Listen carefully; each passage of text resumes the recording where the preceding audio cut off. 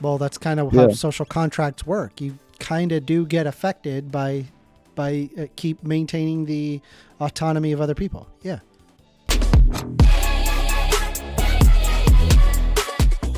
On, homie. You know what's going on. You know what I'm on. What are you on, buddy? Um, I'm doing pretty shit, but I'm doing good. Okay. Was there anything that you wanted to debate about? Yeah, so abortion is acceptable for up to 20 weeks, but no more with Yeah. medical exceptions. Yes. Uh, yeah, how come the line is 20 weeks? Yeah. So, like, the way that I consider something to have, like, moral, or I'm sorry, like, for me to consider it to be, a lot of people say, like, okay, here's where it's a human life. I don't think that's the case. I think that a human life exists at the point of conception, but the question isn't whether or not that the human life begins at conception. The question is whether or not that the human life is worthy of moral consideration. And so the thing that I like to think about is what is the thing that we morally consider to be I'm sorry. What is the thing that we would consider that to have consideration for their life? And the way that I've been able to suss that out was you could have, for example, a robot where you have if I took your brain and I transferred it to a robot, and now it just has like your husk of a body, and then it has you. It becomes very clear to me what I would care about more. What I would care about more would be you in the robot body, right? So it's not really like the body itself, but rather the conscious experience that you are exhibiting, right? And the same thing kind of happens when it comes to like brain dead patients, right? Are they consciously experiencing things and therefore worthy of consideration? And so I ask myself, okay, well, where is the point at where like a baby's brain has, I'm sorry, the fetus's brain has developed to a point where it is now effectively having a conscious experience. Now, note that does not mean remembering. That does not mean being conscious. I'm simply saying like it is able to respond to external sense stimulus, right? That is what a conscious experience is. And so the point where I find that to be the case is where the spinal cord connects to the brain itself, which is roughly around 18 to 24 weeks. So to give a very nice concrete point, it's at 20 weeks. That's why I picked 20 weeks. Yeah, so I have some issues with this. Um, the first one is if we're just trying to be consistent within that point, wouldn't it be wouldn't you have to, in order to be consistent, somehow measure the specific case in order to see if it has happened for the specific fetus for it to be consistent? Because if it can happen at 18 weeks, but you're fine with doing it at 20 weeks, there will still be people we would consider morally worthy falling like in under abortions, right? I didn't follow. Could you repeat that? Yeah, so you're saying that this thing typically happens between 18 and 24 weeks, right? Yeah, where the spinal cord connects with the brain, allowing for a conscious experience to happen. Yes. Yeah. But you're saying it's acceptable for up to 20 weeks. Yes. So that would mean that there will be cases where people in 20 weeks who have had this spinal cord connection to the brainstem, whatever, has happened. I have that criteria because it's you have like it's not perfectly exact, right? It's not like, okay, 19 weeks is not connected, 20 weeks it is connected. It's more of like understanding like kind of how arbitrary that we're kind of putting it in. And so I just gave that range. Typically speaking, it is not connected until roughly 20 to 24 weeks.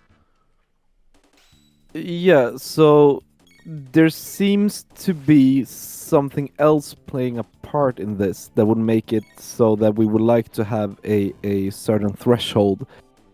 Because if it was just based on solely that fact, the measurement would be we can determine if this has happened or not, right? Yeah, I mean, I gave you my criteria. I feel like it's a pretty solid criteria. I'm But you lost don't as to why that's an issue, though. Yeah, because you have one criteria, but your solution doesn't necessarily meet your own criteria at all times. Yeah, it does. Well, no, because your criteria is so you consider them like moral considerable. I don't know if we want to say people or whatever, but morally considerable individuals or whatever at when the brainstem has connected to the spine, and this can happen between 18 and 24 weeks typically. But since the threshold is 20 weeks, there will be cases where your criteria of this connection happening will not be within It generally the threshold. doesn't happen at 18 weeks.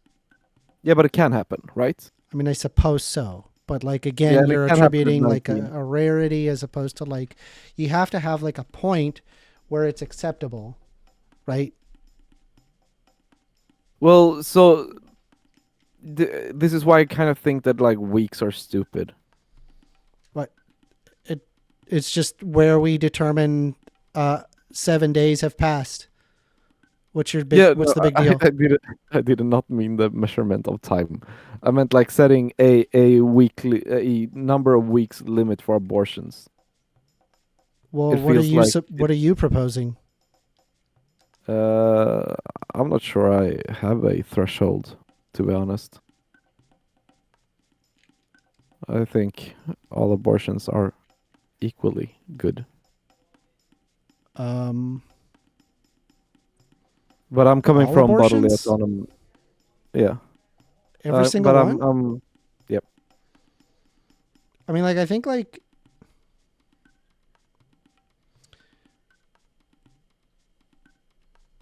my only like thought is I'm like thinking about like, is there ever an instance where an abortion is not okay?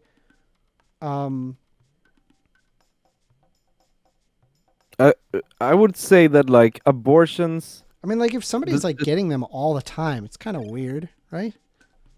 Well, so if just like it would be. Mind you, I'm very pro-abortion. Just FYI. Yeah, I know. I want my. I know. I don't know. I'm just trying to like. I'll play like your little devil's advocate you got here for me. Nothing was going on. I'm drunk. This is what we do. Okay. So yeah, but so the thing is like, I'm working from a bodily autonomy argument. Like I do believe that you have the autonomy to get rid of the fetus at any point. However, there would be like, of course, considerations where like circumstances and intent would matter. Like if you are solely doing it because you are getting a like sexual pleasure from getting an abortion the day before you're giving birth, probably not good. Probably not something I would endorse. Why are you doing this? Yeah, not a good thing, right? Who does that? No, I'm not saying it happens. I'm just saying like some extreme like example where I would not consider it good. But that's what I'm saying. Like I don't think this whole like using it as some kind of what do you call it? Like sexual protection. What do you call it? Contraception. I don't believe like abortion as a contraception is really a thing. I haven't really seen any evidence of people using abortion as a contraception. I mean, that's an incredibly invasive like way to use a contraceptive. I mean, why not just like get your morning after pill or a condom? Yeah, like that's yeah, not... exactly. So that's what I'm saying. Like, why would we even have this like 20 weeks kind of thing if we have the bodily autonomy to do so, regardless? Well, because like what I consider to be important is going to be a person's conscious experience. Yeah, but do you know the violinist argument? Is this the one where they're like physically attached to one another or something? Yeah, exactly. So you're attached to like some famous violinist, and you can detach yourself, but if you do, the violinist will die. They have a Okay. conscious experience. Would it be wrong for you to detach yourself from them? Uh, like if they had a conscious experience, Yeah, they have a conscious experience, and they are like dependent on how your did they get organs. it? How did they get hooked up to you? Uh, well, so based on how you phrase this hot take, it shouldn't matter because you only included medical reasons. You haven't included like any non-consensual reasons for the like pregnancy. Okay. Um, I mean, So it- I think I through get you consent, where you're or- saying that like yeah, they don't have a right to the autonomy of another person, but I don't know. It just gets into like some weird like kind of libertarian waters. So I just don't really have that kind of an argument. If you're calling me a libertarian again, I will fuck you up. I'm not calling you a libertarian. Sorry. I'm saying it goes into libertarian territory. Does that make sense? You understand what I'm trying to say? Not really. Yeah, it is. It's I- very much a Lockean kind of a like basis. Are you aware that that's like a very like Lockean standpoint to talk about like a person's bodily autonomy and that you can't violate the bodily autonomy of others? That comes straight from John Locke, which is Well- like about as libertarian as it gets. Well, I've read Locke, yes, but my arguments are not coming from any libertarian. No. Well, he himself wasn't a libertarian; he was a classical liberal, but Yeah, but that is also, libertarians like, love the Locke. foundation. They love Yeah, they I love know. Locke. They can't get enough Locke. Unfortunately, I know. I don't really like Locke though. At Okay. all. Yeah, but regardless, like, so would you reject the bodily autonomy to detach yourself from someone if they are if their life is dependent on being attached to you? I mean, there's probably an argument to be made that you really can't just detach them, like, because you're going to kill them. Like, what if there's So- like conjoined twins and it's like, I don't know, what if like one of them starts fighting with the other and saying, you don't have a right to my resources. And then like the Siamese, like smaller twin is just like, but if I'm not attached to you, I'll die. And then like, I don't know, they just like rip it apart. No, I feel like conscious experience. No, my argument is perfect. It's actually great. Wait, it's actually perfect. Yeah, no, it fits perfectly.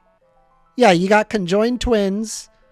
One twin can't just rip off the other twin because what they're doing is that they are removing a person's ability to survive when they are having a conscious experience. Yeah, easy. Done. I just beat it. Well, Beat your argument. Hold my beer. So the thing is, conjoined twins isn't like the whole point of conjoined twins that are actually like sharing bodily autonomy though. Like, No. Where does No. one One start of them and is one end? smaller, and one of them needs the other to survive.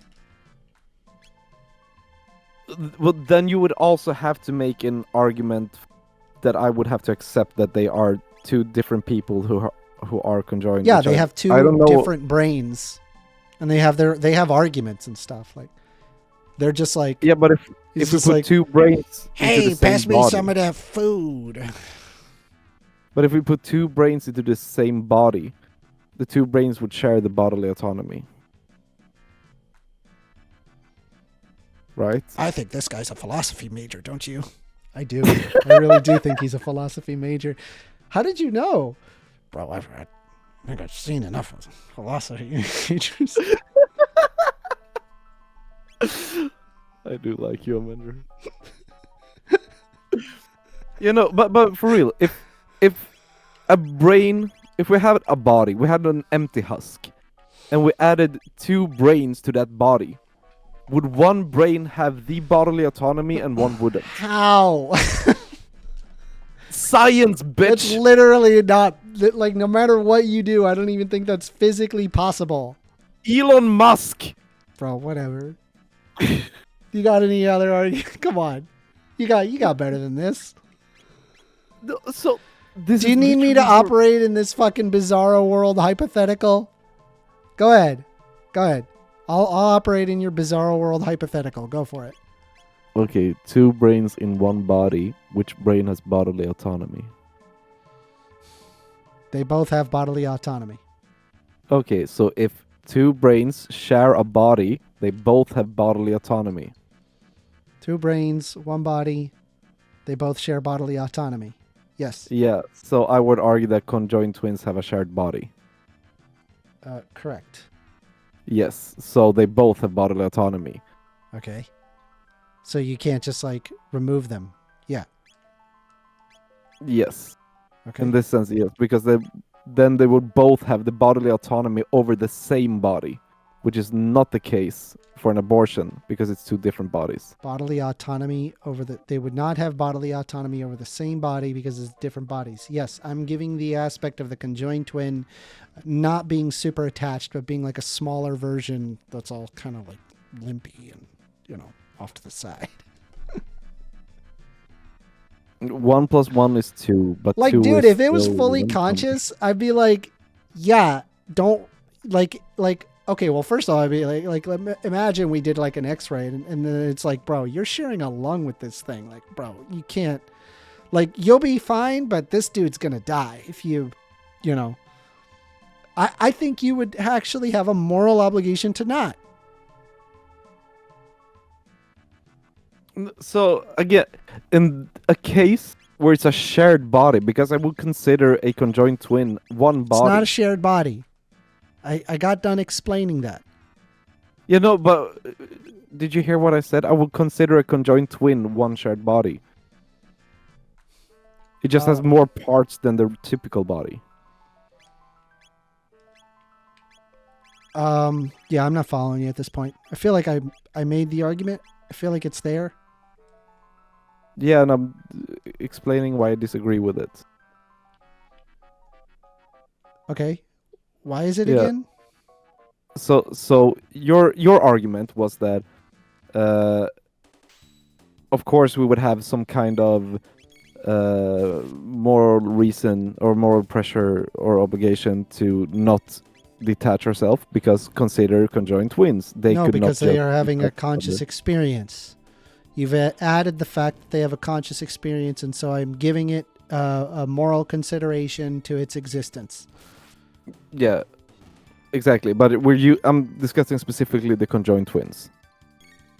Yes. So in your hypothetical of the conjoined twin, because the other twin has conscious experience, you have a moral obligation to maintain that. So if you were attached to the violinist, you would just accept that you would be stuck in a bed attached to a violinist for the rest of your life because they have a conscious experience, and you would lose every single piece of bodily autonomy because this happened. I guess so. Sure. Yeah. Why not? That's a bullet to bite. It's a conscious experience. Like, yeah. I'm sorry. Yeah, That's what how we does care the about. bullet taste, though? Well, you talk for yourself, Habibi. There's a lot of conscious experiences that suck. Yeah. I'm just It's saying not that. up for you to decide. I think that's up for the person who's having the conscious experience to decide, not you. Yeah, but I also have a conscious experience, and if my conscious experience is restricted to the bed because I'm stuck to this violinist, then my conscious experience is being affected as well, right? Yeah. Well, that's kind of Yeah. how social contracts work. You kind of do get affected by keep maintaining the autonomy of other people. Yeah. Well, usually it is that I can't punch you in the face. Not that I'm forced to stay in this bed being attached to you. There's kind of different levels to it. like the problem is like there's got to be a way around like that. Like you think that like the doctor would just be like, yeah, no way, it's impossible, can't remove them. They got to stay in the bed forever. Like, doesn't make any sense. Like from a realistic standpoint, this would never happen, no matter what.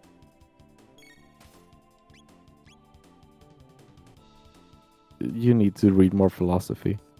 Realistic scenarios are fucking boring. The reason I use less than Unrealistic, impossible scenarios scenarios is because you're a philosophy major? So the reason we use these hypothetical scenarios is to isolate the issue. Because we're talking about like what is the actual reason. And like yeah. But and so my reason is the it still seems to be maintained. It's the same exact reason. It hasn't changed. Yeah, and I'm just saying that like your conclusion in this scenario seems pretty stupid. How's it stupid? Because in order to preserve this conscious experience, we're reducing your own conscious experience to only being bedridden. So it's like not even the value of what a conscious experience can achieve. It's just the sole existence of it. How do you feel about parents? My parents or parents in general? Yeah, Or, like, do you think like mean? parents should be conscripted to take care of their children? Normatively, generally, yes. Why? You're being stuck to like kind of work all the time and be constantly taking care of your kid and not having fun, and your life is completely conscripted now. Well, under current system, working for like the ability to live seems to be the case. Nope, you're not going to break this into a socialist argument. You are currently being debilitated by a child, and you had made the argument that, well, you're kind of stuck to this bed with this other person, so why can't you like exhibit that towards children, right? Why can't you abandon your kids?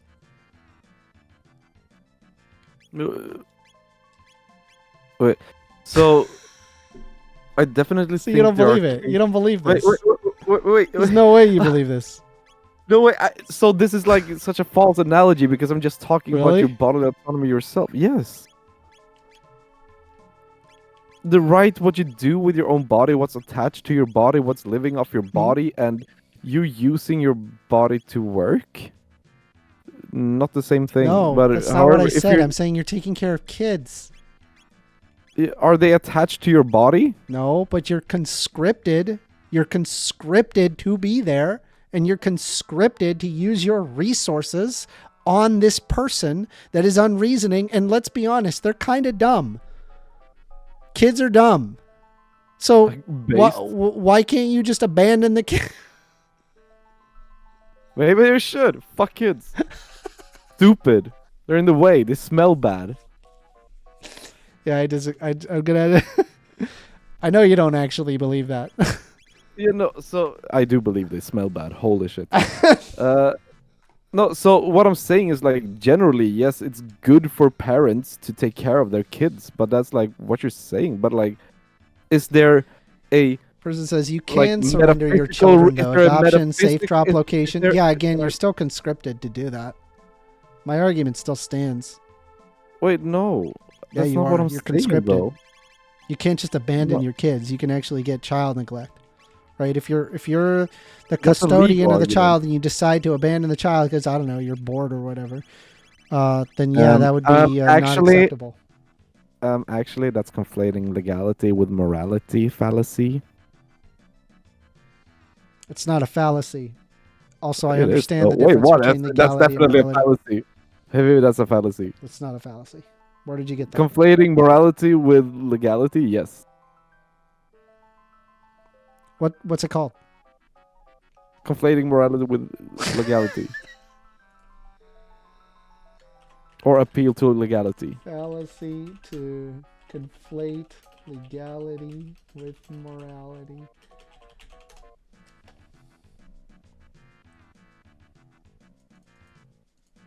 You understand that, like, this is an appeal to legality? Yes. So appeal to legality is saying that something is right or wrong because it is legal or not legal.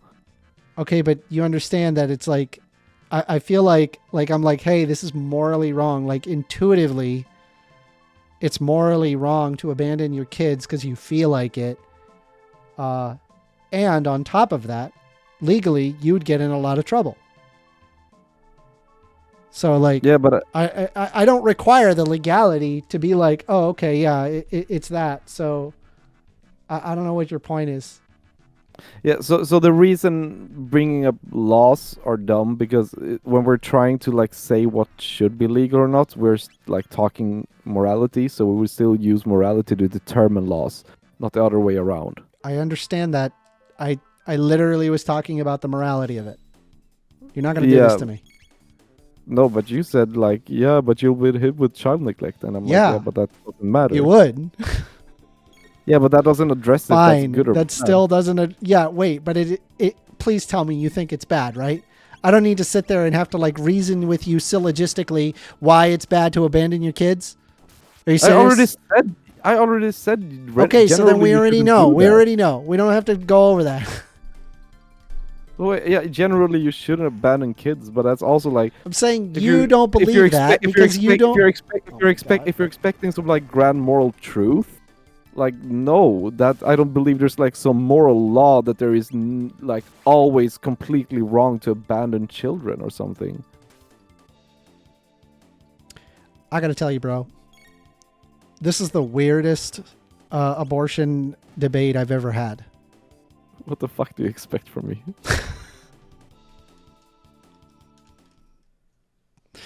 I don't know. I just want you to abort 40-week-olds.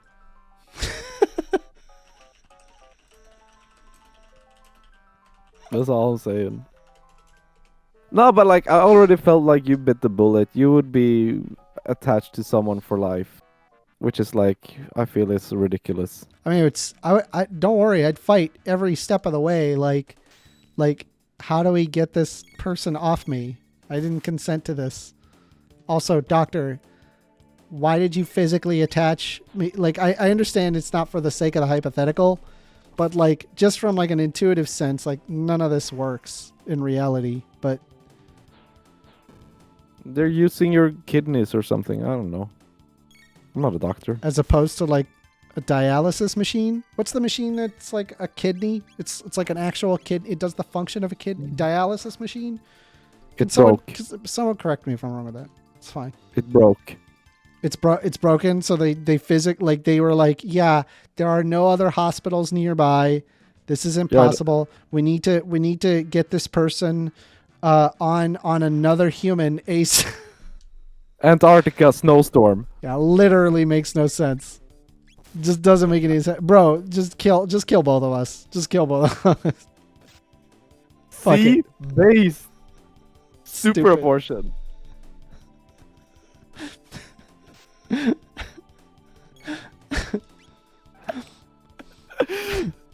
I mean, there was no conversation going on. I'm trying to do something, buddy. Well, you got anything else for me, homie? No, If not, we'll have to bring in some other. We'll have to see who else wants to get into a debate. I hope I got you some content. Take care, buddy. Cool, bro. See you, bro. See ya. That was